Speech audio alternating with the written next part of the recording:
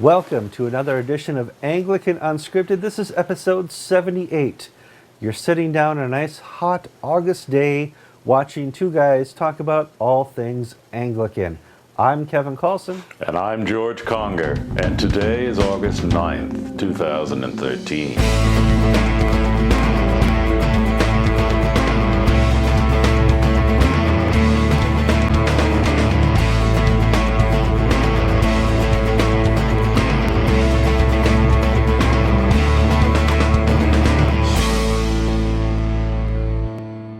George, first week of August, and you and I are sitting down talking about news when there is none. The reality is August is a really slow time for news reporting in the secular and Christian world. Everybody takes off. They're on holiday.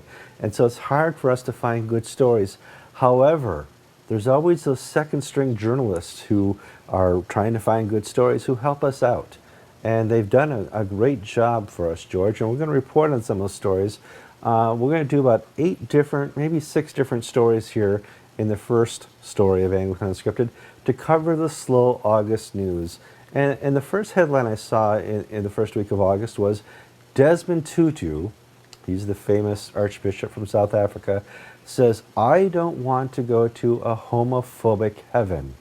I would rather not go to heaven if it's homophobic." And in any other world, that quote would have never made the press, except it's a slow news week, and Desmond Tutu is still alive, of all things. And boom, we have a new story, George. What does Desmond Tutu mean by this? I have no clue what he means by this, Kevin. I mean, if it theologically, intellectually, rationally, it makes no sense. But, you know, we at Anglican TV are no to none of the time. We've avoided mentioning Desmond Tutu simply because he's yesterday's man. And if we did a story, we could do a Desmond Tutu feature every week on the latest silly thing that he said. And because it's August, it's a slow news month, the silly season's upon us, Desmond Tutu, being Desmond Tutu, makes the news. Well, it's kind of cool because every denomination needs their own Pat Robertson. And Desmond Tutu is our Pat Robertson. He's the old guy with gray hair. When you see him talk, you're like, oh, God, do I want to listen? Oh, what's he going to say? And boom, he did it again. And every couple of weeks, there's something very newsworthy in what he says because it's completely zonkers. My dad's 75, a little younger than Desmond Tutu, and we don't let Dad use the garage remote control. It's just, sorry, it's stuff you don't let old people do. And we shouldn't let Desmond give quotes to journalists. There's other news from England. There's a certain female clergy lady who's been in the papers, the Telegraph and the Daily Mail, who has a bumper sticker that says, "What the blank," it doesn't say blank, "would Jesus do?" Blank is replaced by the famous F word. And boy, the press love it when clergy want to be controversial, climatic, and a bit obscure.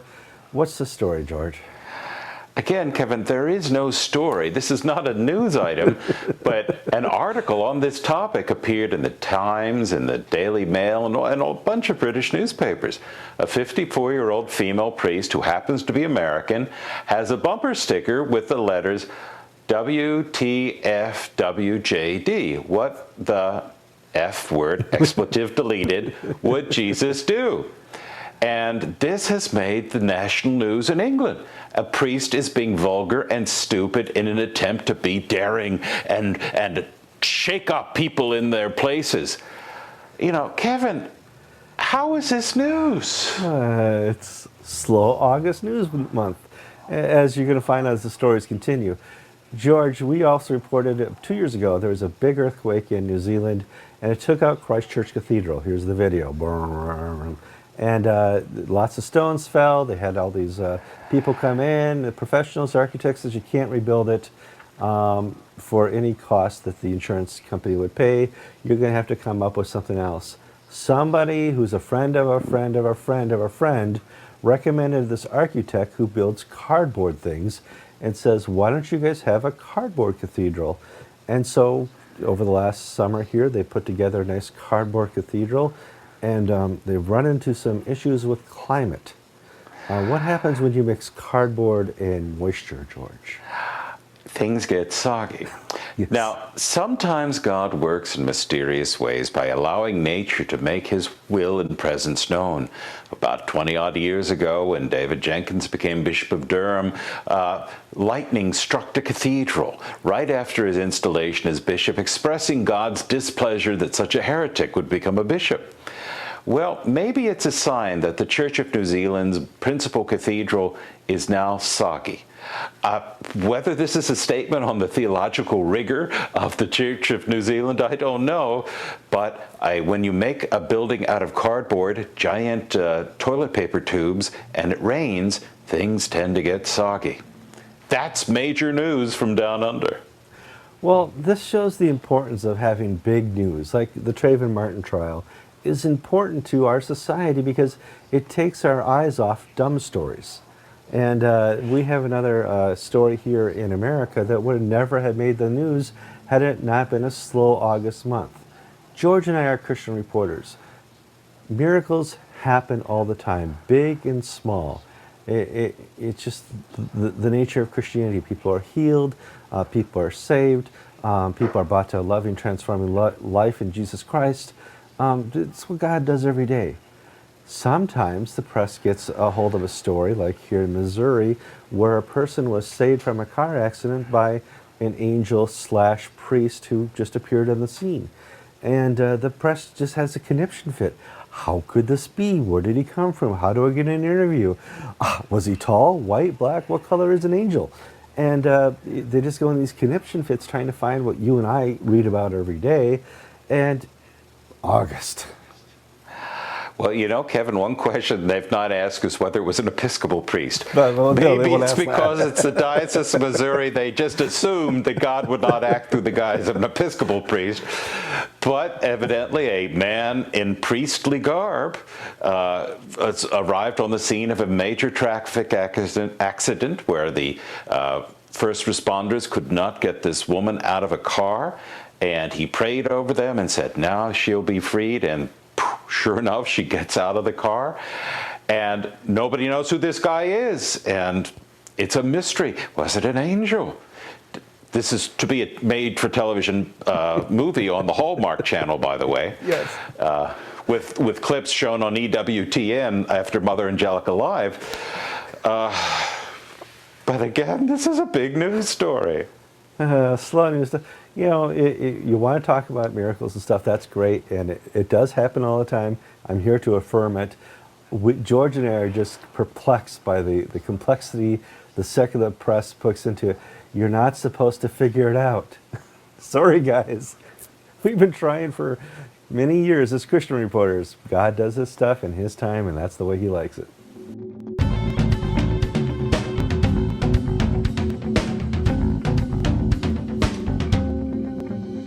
All right, we complained about there not being a lot of news in August. Well, there is some news in August, and we get to cover it here. There is a new Archbishop of Sydney. His name is Glenn Davies.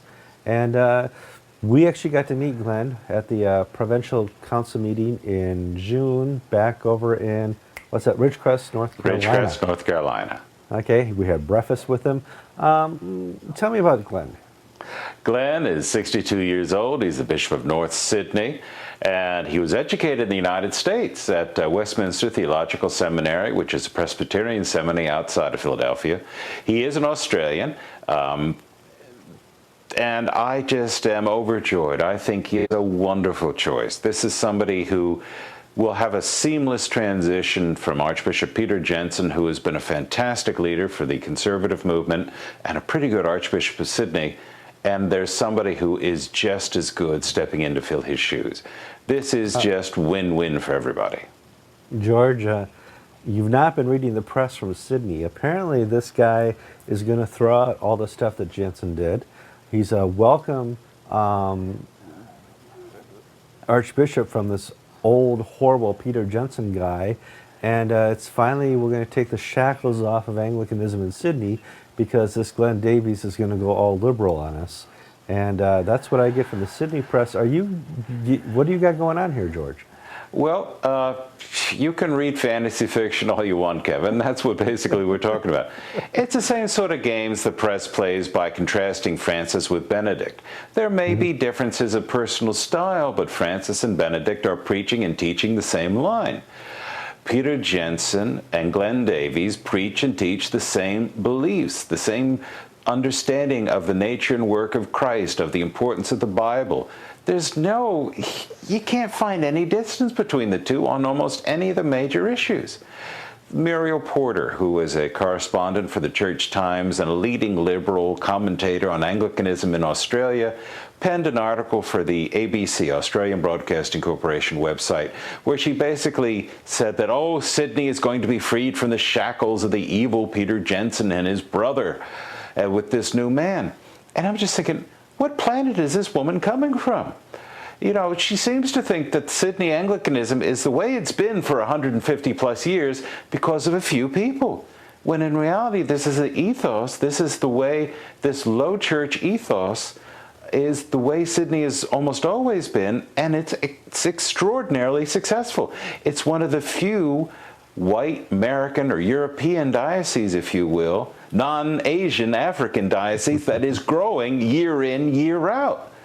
And it has to do with its leadership and its unfailing commitment to the words of Jesus Christ, to go out and make disciples. A good liberal reporter will never let facts get in the way of a good story, George. And George, I think the biggest controversy you and I need to talk about is the shortage of purple in Australia. Is it a problem? No, it's just the way they do things in Sydney. It's quite common for Sydney clergy, bishops and priests and deacons not to wear clerical garb, but to wear a coat and tie. It's part of their low church heritage. It's sort of like the Diocese of Virginia was until about 20-odd years ago. Yeah, right. Most clergy didn't wear collars. They wore coats and ties. They dressed like Baptists or Presbyterians.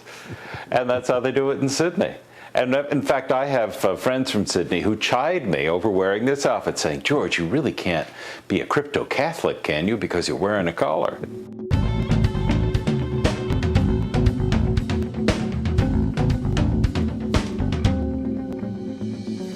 George, let's finish up the show here. It's August, so a lot of our stories here are not worthy of a full segment. We're going to combine one that's related, and you'll figure out the relationship later. George and I have actually been to both the places we're going to talk about. We're going to talk about Egypt and we're going to talk about Zanzibar.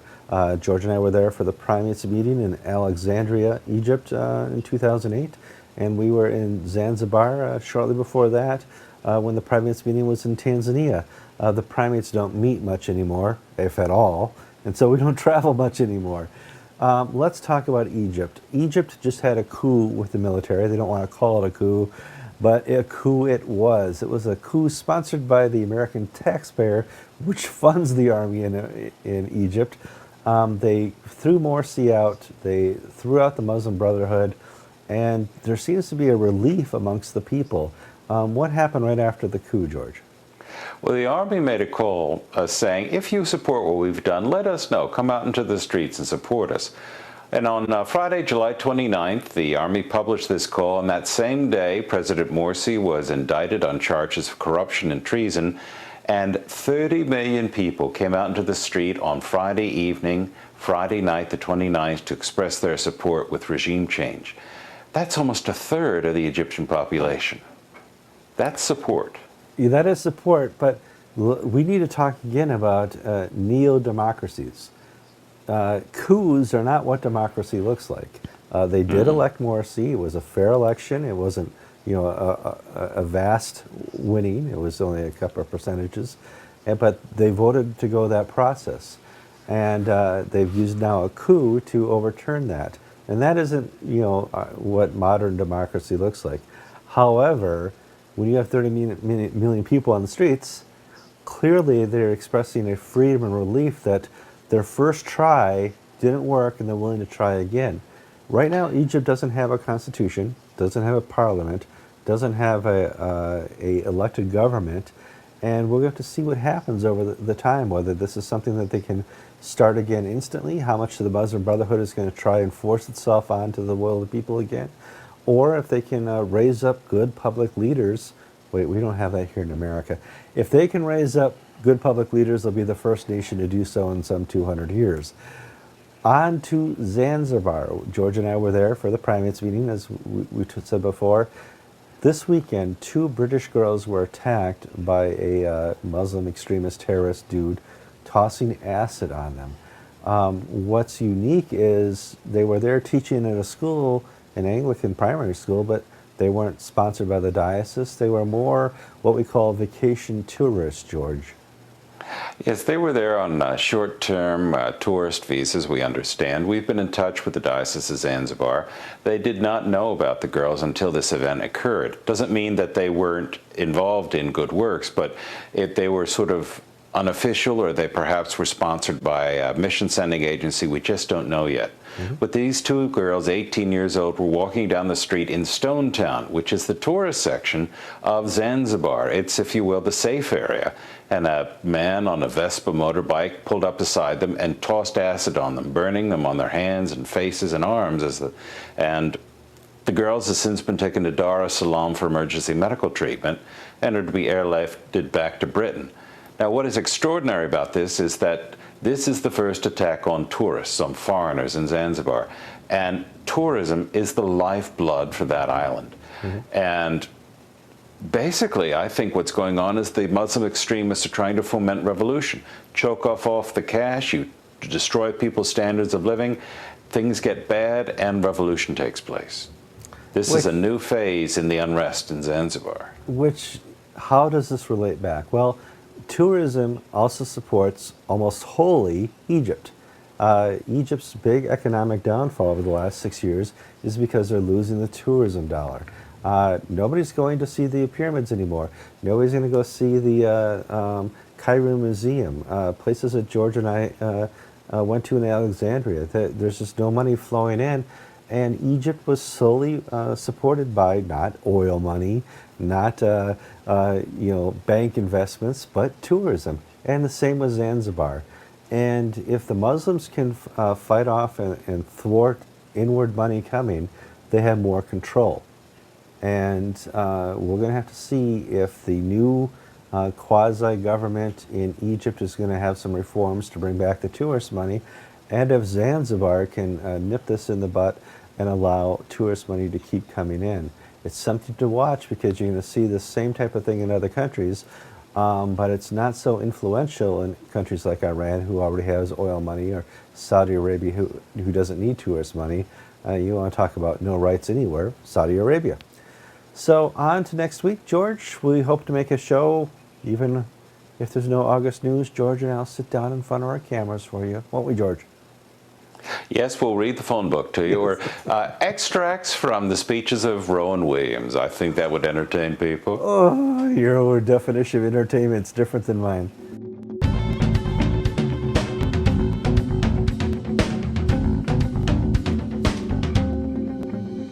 Well, Alan, I understand you're on vacation, and when you go on vacation, only one thing possible can happen. The whole vibrant news of legal law in the church breaks forth. It always happens, doesn't it? Haley goes on vacation, and then everybody decides to come out with their hidden litigation. And So I see like a log cabin behind you. What? yes, I'm at my daughter's law office down in San Luis Obispo. So, all right, and you're using your iPhone. So let's see if we can get this working as well as possible. Let's start. The biggest news is we have so far is the good news. There was a case in the Presbyterian Church in South Carolina where Louisiana. I'm sorry, Louisiana. You're right. Where they wanted to sell property in their parish and make rent off it, or I don't remember all the details. The Presbyterians stepped in and said, "No way, Jose!" Took him to court. Lawsuits everywhere. The tech thing all over again. What happened? Okay. Yeah, this was the little parish of Carrollton, a suburb of New Orleans. Mm-hmm. And they have held their parish church for over 100 years, but the congregation dwindled down to 20 people or so. And so in order to relieve themselves of the burden of the property, they came up with a great deal with the neighboring Catholic school. that they would sell the building to the Catholic diocese for the school's use, and then they would just rent back on Sundays and on occasional service days as they needed it. And that was a win-win solution for everyone. They weren't even trying to leave the Presbyterian Church, but the Presbytery of South Louisiana stepped in, as you said, and said, not so fast. We're going to assert our trust interest in this property. You can't sell it without our permission. So they tripped upon a good judge, so to speak. Definitely. Who said, show me where the trust document is that was signed by this parish putting its property in trust for the benefit of the Presbyterian Church. And of course there wasn't one. And the attorneys for the Presbytery were told at the outset by their own in-house counsel at the national headquarters, hey, you're going to lose this one. You don't have a basis for asserting a trust under Louisiana law. And they went right ahead anyway. They said, well, this church is so small, they probably won't be able to last out the litigation because it's going to be too expensive. And the judge taught them the otherwise. They lost in the trial court. They took an appeal. They lost the appeal. They went up to the Louisiana Supreme Court, refused review. They went up to the U.S. Supreme Court, refused review. And then so finally it came back down to the trial judge and said, okay, you see what I mean? And you've caused your little parish here to spend almost $400,000, so I'm going to order that you repay the parish those attorney's fees of $400,000. Because it became clear on the case of the proceedings and the arguments that they made to the trial judge, they were not legitimate arguments. They were not good arguments under Louisiana law. She kept questioning, why are you pushing these arguments? They don't make any sense. And she finally ordered them to turn over all the emails exchanged with national headquarters and with other Presbyterian church and attorneys across the country. And of course, there was no attorney-client privilege attaching because it wasn't just between the lawyers and their client. They had shared the contents of the emails with everybody all across the country. And it showed a complete strategy. The judge said these people have convicted themselves out of their own mouth. And while the sanctions are highly unusual, they are definitely warranted in this case. So $400,000 right there. Oh my gosh. People like you must be like, oh, it happens once in a while. All right. So I definitely want to start off with the good news because we also have bad news. One of the longest fighting churches in this battle with the Episcopal Church is St. James Newport Beach vis-a-vis Bruno and the Diocese of Los Angeles. And we learned this week that the judge ruled already that they're out. And there's no basis for them keeping the church. And they said, well, we want to appeal and stay in. And she says, okay, give me $1 million and you can stay in. Yeah, it was ridiculous. She set the bond so high. She's supposed to set the bond at the rental value of the property during the appeal. And for who's going to pay $1 million to rent a church, a vacant church? So, I mean, this was clearly a punitive bond intending to discourage their right to appeal, or at least to be able to stay in the property while they appeal. And she's shown this kind of bias throughout the case. If you remember, she decided the main case against them despite the letter that they had gotten from Bishop McPherson, who then was the canon to the ordinary in the Diocese of Los Angeles, saying, no, we won't apply the Dennis canon to this property that you're going to buy and improve. And she said, well, he didn't have the authority to do that, to give that waiver, so the Dennis canon still gets you. And that was an unnecessary decision to make in the first place, but now she's added to it by this bond. So they have decided in their own good course to vacate the church while they carry on the appeal, and they will have to be out of there by September 21st. Let's talk quickly about, hold on one second, I have somebody else trying to dial in here. I'll edit this out. Isn't it always? Okay, so back to you. We'll see what shows up in the record. 3, 2, 1, back. Now, you're an officer of the court, and let's talk to people about your responsibilities. An officer of the court in California can't come and do harry-carry on the judge and explain all his personal feelings about what she did wrong, right? No. Unfortunately, you have to confine your official communications to the court within appropriate bounds. And you're supposed to correct any mistake or bias by appealing, or in some cases you get to challenge the judge's impartiality, but not once the judge has already ruled in your case. You can't remove them after that just on the ground that you don't like their ruling.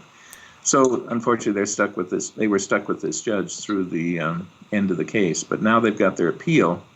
And there too, of course, that's the same panel that before, on the earlier appeal in the St. James case, if you remember, held that the California Supreme Court had already decided that they had no case on an earlier phase of the thing, and so they didn't even need to hold a trial. And that case had to then go up to the California Supreme Court to say, no, we didn't do that. And it came back down, and then so now it's gone through these proceedings to end again in summary judgment without a trial. So they will be appealing to that same panel that was ruling against them before, and I don't know how that's going to go. Would you say St. James has had their day in court? Well, no, they haven't.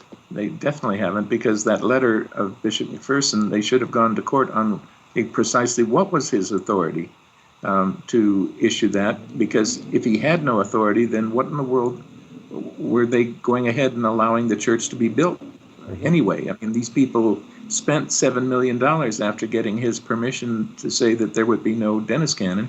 They changed their position completely to their detriment. And then to find 20 years later that he had no authority, that wasn't an appropriate way to decide the case. They should have had a trial on all those issues of reliance and justification and so on for their proceeding the way they did. Another internal question. We talked about officers of the court. To be a judge, you don't win a contest or take a test, and to be a judge, you are appointed or elected in some jurisdictions. Correct. In California, you have to first have been a member of the bar for 10 years. Mm-hmm. Now, that doesn't mean you're a good judge. No, it doesn't mean you've been a good attorney either. So these things happen. And in other jurisdictions, they're elected and stuff like that, or appointed. In California, it's the pick of the lot. And that's what happened in this case. Yeah, in fact, and there's no requirements to be appointed U.S. Supreme Court judge either. You don't even have to be a practicing attorney. That's Remember, correct. Governor Warren was elected or appointed up from the governorship. Mm-hmm. So it's something that happens. We have the best system in the world, but it still has its faults. Let's move on to some good news. South Carolina has everything on their side. They have good judges, even though there's some stumbling going about. What's the latest news from South Carolina? Okay, the parties were in federal court yesterday on the second lawsuit that Bishop von Rosenberg had brought against Bishop. Lawsuit under the Federal Lanham Act, the Trademark Act, and for an injunction against Bishop Lawrence for violating Bishop von Rosenberg's federal trademarks. And of course, we know those trademarks they were registered under state law by the diocese under Mark Lawrence, not by Bishop von Rosenberg, who was trying to make some sort of common law claim going back to the beginnings of the Episcopal Church. In any event, Senior Judge Howell of the South Carolina Federal District Court indicated in the argument yesterday that he was inclined to not take this case on, but to wait for the state court proceedings that are going apace to conclude themselves first, and then see if he still needed to decide anything. So he's probably going to do what the federal judge in Fort Worth did, also in a very similar case where the bishop there sued Bishop Eicher in federal court for trademark infringement. That federal judge said, no, I'm staying this case. We'll let the state courts sort it all out first, and that will probably take care of these issues as well. Now, in lay speak, stay means I'm putting it on hold until another decision comes down that's relevant to this, and then I will decide? Yeah, because this other decision that I'm waiting for may take care of the whole matter and make my case moot. Okay. So that I don't have to go to the effort of having a trial and deciding things. And so that's that. And then they're back in state court, and the state court judge, Judge Goodstein, entered a very aggressive scheduling order, which will have the case ready to go to trial by next February. In the meantime, there's some interesting motions pending that she's going to decide on October 11. And those are a motion for partial summary judgment by Bishop Lawrence's diocese, saying that under South Carolina law, Bishop Lawrence and his trustees are the ones legally in control of the Diocese of South Carolina, and those upstarts appointed by the national headquarters of the Episcopal Church have no claim to our offices. And the second motion is an interesting motion for contempt of court, contempt for violating the injunction that was agreed to by Bishop van Rosenberg and his attorneys back in January, at the end of, or January, February of last year, I'm sorry, and of this year. They agreed to an injunction being entered and agreed to file any opposition to it later, but then they proceeded immediately to violate the injunction by using the words Diocese of South Carolina. For example, in their initial convention, they adopted all the old constitution and canons of the old Diocese of South Carolina. And that, of course, those documents use 17 times the words Diocese of South Carolina, which they were forbidden by the court to use. And they kept their own website, which still refers over, if you type in Diocese of sc.org, then you still got, it takes you to the Episcopal Remnant Group site, and it shouldn't. They shouldn't be using that word diocese under the terms of the injunction. But they're going to have to answer to court and explain that, and it's a very interesting motion because it also quotes parts of the presiding bishop's rather bizarre sermon that she gave at the about remember thugs and crooks who overstep the bounds of their authority and keep the people who are trying to obey the law from doing what they ought to do. So I don't know what the court is going to make of this. It's a very unusual situation. I've never seen anything like it before. Well, backing up, if she rules in favor of summary judgment in favor of Bishop Lawrence, it's all over. I mean, at that point, 99% of the work is done. Yeah, it's a big, major part of the case. It's a partial summary judgment. It's not the entire case, but it is practically all the case, right? Okay. Now, if you help me out here, I'm checking my calendar. We're waiting for the Texas Supreme Court case. When is your next vacation? So I know when it's coming down. We can clear this up right now. People are wondering when the Texas Supreme Court is going to rule on the Bishop Biker case, and clearly it's all you. Yeah, every time I take a vacation, again, something's happened. So I am going to go up to Ashland at the end of September, beginning of October, to see some plays. We'll see. We've always had something happen when I was up in Ashland, and I have to hook up with you from there. All right, Texas Supreme Court will rule, hopefully in favor of Biker, September end of. Thank you, Alan, for your time. Get back to your vacation. Enjoy. Always keep your iPhone with you because that's the way the Episcopal Church works. God bless.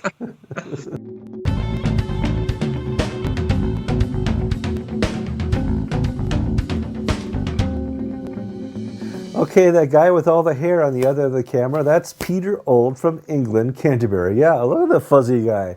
And summer I'm not shaving. We're going to get some inside details about the Archbishop of Canterbury. One of his roles is to travel the world and keep peace among Anglicanism, but he also works within England. He's the Archbishop of Canterbury. And in the last 10 days, he's kind of had a mini Pope tour in England where he's gone to all these different festivals, and he's got some pretty good reception. I mean, he doesn't have a Pope mobile, but people are saying hi and welcome. I quite like the idea of a Justin mobile. I think that sounds brilliant. Yeah, Archbishop Justin has been at 4 Bible Weeks, summer Christian camps this week. Firstly, he started with the HTB Focus Week. HTB, of course, being Holy Trinity Brompton, the famous London Charismatic Church, which the Alpha Course came out of, and people from there and all associated churches kind of get together. He spoke there. So did the Bishop of London, Richard Chartres. Both of them went down extremely well, especially with the people who I know who were there. Didn't stop there though. He went to New Wine. New Wine is a big charismatic Anglican gathering, and they also let people like the Vineyard and so on come along and join in. Once again, Justin spoke there, and that was brilliant. But he wasn't content with Anglican evangelicals. He also got invited along to the big Hillsong UK conference, absolutely, which was at the O2 Arena, which is the old Millennium Dome. And he spoke there again, once again, warmly received by non-Anglicans. And finally, just to top it off, he went along to the Walsingham Youth Festival. Walsingham, of course, is the joint Anglican Roman Catholic shrine to Our Lady of Walsingham. And he took part in the barefoot mile walk to the shrine, and preached and took part in the benediction service, of all things. So an incredibly varied week for the Archbishop, and by all accounts, just slotted in naturally wherever he goes. You know, Kevin, there are some bishops who are obviously from one camp or the other, and they like to do that kind of thing, but when it comes to something else, they don't know how to cope. They're like a fish out of water. Well, Justin, by all accounts, even in the middle of a busy week, was like a little guppy in his heart's content in a lovely pool. Bishop compared to a guppy before, but you're absolutely right as far as there's some bishops you should never give a microphone to. Well, certainly over your side of yes, over here we got that. Absolutely, I'm not going to comment on mine over here. Yes, but the reality is Archbishop Welby does very well amongst the commoners or the Britain folks. Yeah. And he's going down really well with the general public.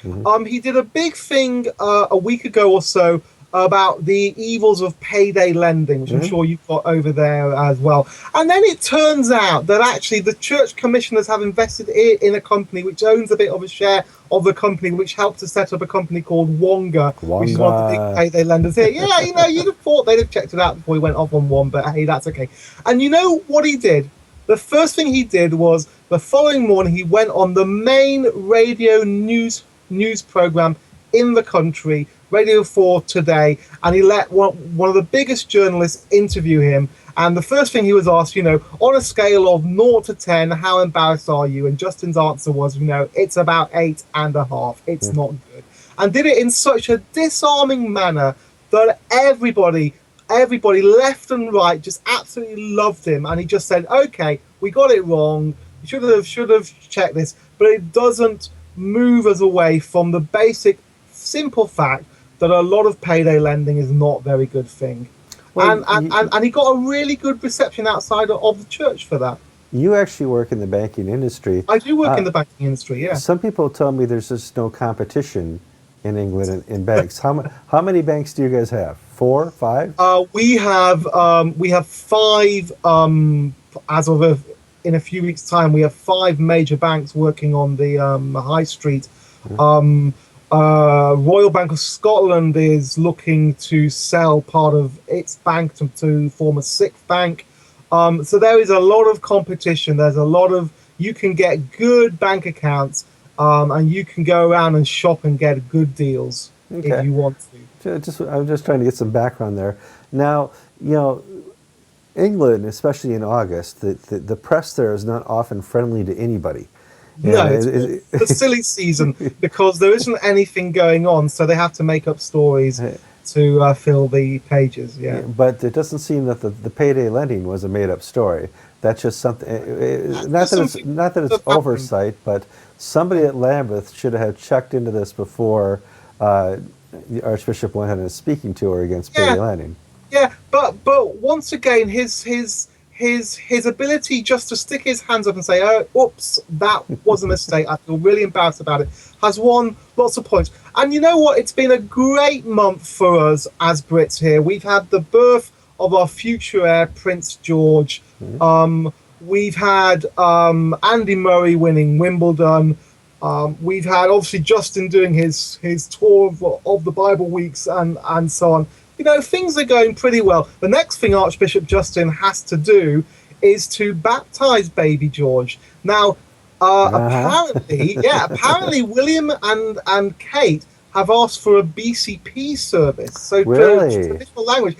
And a little bird tells me that Archbishop Justin has never done a BCP baptism. So that'll be interesting, but I'm sure that will be a private service. But imagine what it must be like for him. He gets to do baptism visits with... we've all seen the King's Speech. We see how the Archbishop of Canterbury practices the practices. Yeah, Cosmo Lang, yeah. But, so it's a really varied and interesting role for him, isn't it? You know, as you said at the start, he's got to try and make peace amongst the Anglican communion. Well, God help him with that. You know, he's got to be the metropolitan of the Church of England. He's got this kind of wider public role, sitting in the House of Lords, speaking into that. And on top of that, he gets to baptize royal babies. You know, so far, I think Justin has been deeply impressive, both in what he does and also in his response to mistakes. And you know what, Kevin, we should pray for him because he's got a tough job and he needs all the support he can get. Oh, absolutely. I for one, so far, am a big fan, and I won't have anything said against him until he actually does. Well, good for you. Now, I've heard rumors, a mouse told me this, and I don't know if Archbishop Justin Welby watches Anglican Unscripted, but whenever Peter Old is on, Lambeth Palace is watching. Have you heard this as well? I've not heard that. Is that true? How do you know that? Are you tracking people's IP?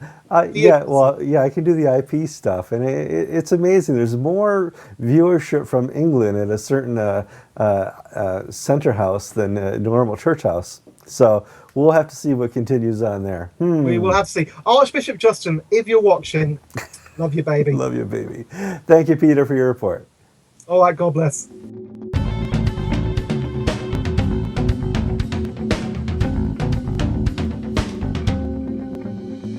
Okay, George, let's close out the short episode 78 of Anglican Unscripted.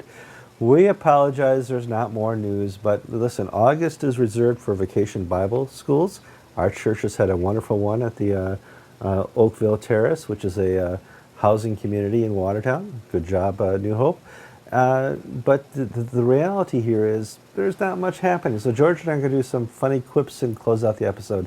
George, we're still raising money for going to GAFCON. AnglicanTV /donate gets you to the donate button.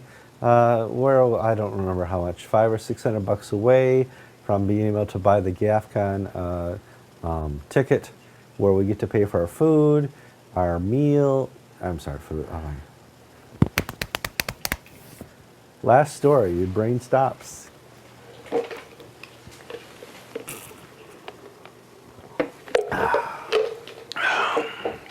Dun, dun, dun, dun. 3, 2, 1. We have a closing. Yeah, last week, if you're watching episode 77, there was no closing because we had our closing first. We're having the closing last again, like you should have a closing. It's the way it should be. And we're going to talk, we need to still raise money for GAFCON, and you gave lots of money. We raised a couple more $100 this week. Thank you guys for giving. We need to pay for the hotel fee, the food fee, and the GAFCON fee. And between the two of us, that's about $2,400. I think we have to raise $500 more, and we're set for that. And then we got to come up with a little extra money for hotels and stuff like that, because we're going to be there a day early and a day late. But let's get the big things taken care of first. August is a fun time because my kids are getting ready to go back to school in a couple weeks. George, how about your twins? Well, August in Florida, we start a little earlier. The girls start a week from Monday, and it's also the height of hurricane season, so we also keep our eyes peeled for the latest and greatest rumbling across the Atlantic. Yeah, I think we're up to K, and we've not had a major hurricane yet, so I don't know if the climate change or global warming has had an effect on reducing hurricanes. Somebody call Al Gore, get the latest, and find out what's going there. All this interesting stuff. We hope there's more news next week when we record the program. Until then, I'm Kevin Carlson. And I'm George Conger, and you've been watching episode 78 of Anglican Unscripted.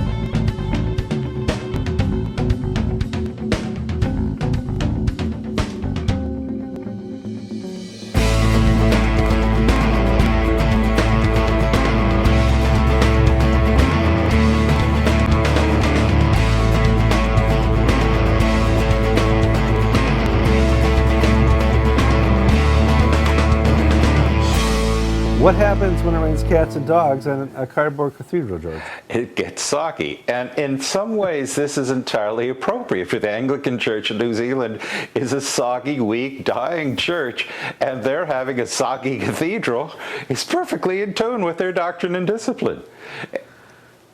But again, this is the big news of the week. And Kevin is starting to have manic episodes while we're filming. I'm gonna kill. If you see me grab a guitar and a gnat, well, that's just the way it happens. Purposes and meanings of sexual relations. And it's just incredible for him to think that the church, what are you doing? I almost got the gnat. That close. That's the great outtakes. Okay. I'm sorry. That's all right. And then, Yes. what am I supposed to say? I mean, I'm a little confused as to what's going on here. You're having some sort of fit, or No, there's a little gnat coming. I have the lights on me, and there's a little gnat that keeps coming right towards me. He's gonna land on my nose, and I try to before he gets here. But right as he sees my hands, he goes, "No, I'll go that way." Okay, All right, you're just not you. I mean, Florida, we have bugs are part of the life of a Floridian. You just are used to things creeping and crawling around you at all the time. I have standards. You notice I don't live in Florida.